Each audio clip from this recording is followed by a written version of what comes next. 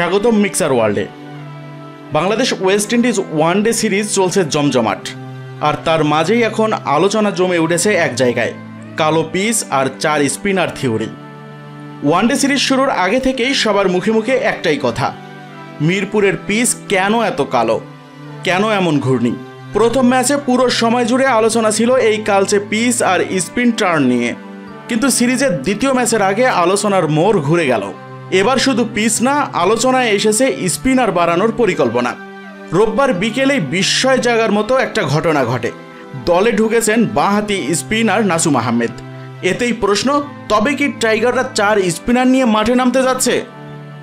আচ্ছা ভাবুন তো, রিশাদ হোসেন, তানভীর ইসলাম, মেহেদি মিরাজ আর এবার নাসুম আহমেদ, সব মিলিয়ে স্পিনের ঘূর্ণি বাড়ছেই। হোম অফ ক্রিকেটে প্র্যাকটিস সেশনেও দেখা গেছে স্পিনারদের উপর বিশেষ ফোকাস। শোনা যাচ্ছে টিম ম্যানেজমেন্ট সত্যিই ভাবছে 4 স্পিনার খেলানোর কথা। তাহলে হিসাব মেলালে দাঁড়ায় মুস্তাফিজ হবেন একমাত্র পেসার, তাসকিন আহমেদ হয়তো বিশ্রামে যাবেন, আর স্পিন বিভাগে 4 জন।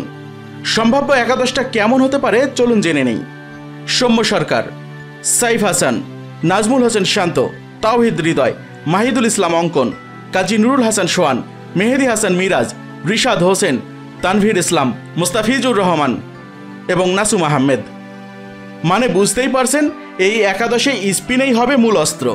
মিরপুরের কালো পিচে স্পিনেই বিধ্বস্ত করতে চায় ক্যারিবিয়ানদের। আপনার কি মত? 4 স্পিনার নিয়ে নামা কি সঠিক সিদ্ধান্ত? তাসকিনকে বাইরে রেখে মুস্তাফিজকে একমাত্র পেসার হিসেবে রাখা কি ঝুঁকিপূর্ণ নয়? কমেন্টে জানান আপনার মহামূল্যবান মতামত। আর এমন সব ক্রিকেট আপডেট, বিশ্লেষণ এবং ভেতরের খবর পেতে সাবস্ক্রাইব করে ফেলুন মিক্সার ওয়ার্ল্ডকে। বাংলাদেশ ক্রিকেট মানেই আমরা, আর আপনারা আমাদের সঙ্গী। ক্রিকেট থাকুক মনে, মিক্সার ওয়ার্ল্ড থাকুক পাশে।